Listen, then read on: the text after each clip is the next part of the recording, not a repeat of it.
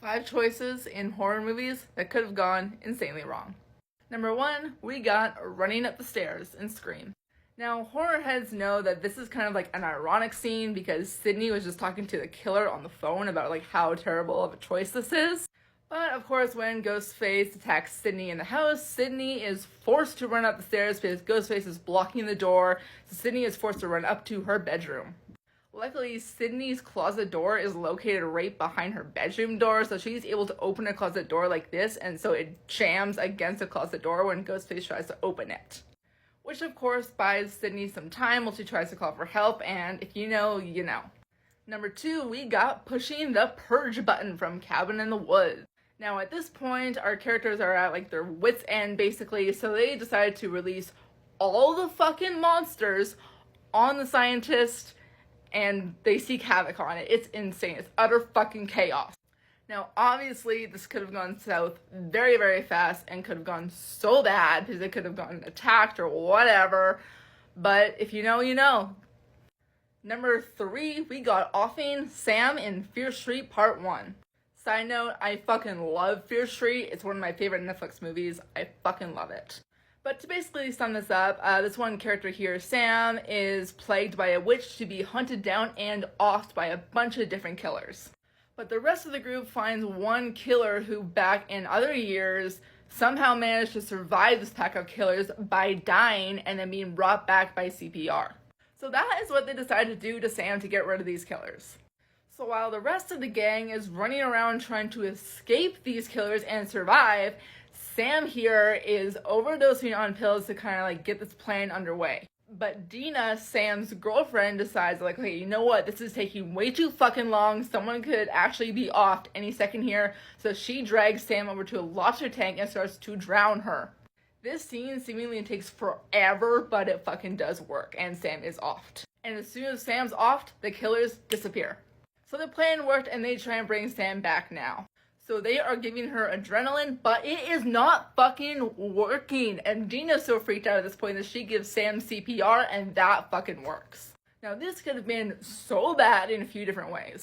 One way was that the killers could have offed everyone in this group before Sam herself would have been offed, and the plan would have been for nothing, basically.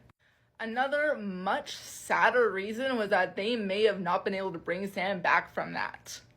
But nevertheless, their plan was successful, the killers were all offed, and once again, if you know, you know, I am not spoiling endings for you in this. Number 4 is drawing blood from the Invisible Man. Now, at this point in the movie, everyone has assumed that Cecilia has lost it, because no one can obviously see the Invisible Man here. So Cecilia is actually locked up in an institution at this point. Now, at one point, Cecilia is alone in her room, and she can only assume that the Invisible Man is in that room with her. So she decides to take him out once and for all, but obviously to fight this guy, she's got to be able to see him. So Cecilia, being a smart-ass bitch, takes a pen that she stole from a staff member earlier, and she cuts her wrist with it and starts to bleed. And it fucking works. The Invisible Man pops up right next to her, and she is able to start fighting this guy. Now, this could have gone terribly wrong for Cecilia, and of course the assumption that the man was not in the room with her. Therefore, if the Invisible Man was not in the room with Cecilia when she did this, she unfortunately probably would have just bled out and have been offed. And for number 5, and the last one, we got an oldie but a goodie. And that is the window jump from Texas Chainsaw 74. Now, this movie was a fucking trip, and our girl Sally was in full fucking flight mode at this point. So, bad planning, Sally runs into Leatherface's house because he's chasing her, so she just runs into his house, and obviously she can't run out the door because he's there, so what does she do? She runs up the fucking stairs. Again with the fucking stairs, like I know in some scenarios you gotta do it, but come on, man. Anyway, you can guess it, she's fucking cornered up here, so what does she do? She jumps out the fucking window of a 2-story fucking house. Now, I count Sally very, very lucky in this movie, especially in this scene, because if I remember correctly, she did this window jump twice in the movie, and both times she could have broken like a bone on impact because it's a fucking 2-story house, but she didn't. Once again, you guys, I feel like if I attempted this, I would have like broken my leg or ankle when I landed. But I guess Sally was kind of thinking like, yo, you know what? A broken bone or like the possibility of a broken bone is better than being caught by like a maniac with a chainsaw and being eaten by cannibals, which I get. But holy shit, Sally, drastic measures, oh my god. So before I finish this vid, I got one more shout out, and this one is for Jaden. And if you guys scroll back to my video on Grave Encounters, you can see that Jaden requested that I do the sequel for that. So shout out to Jaden for that comment.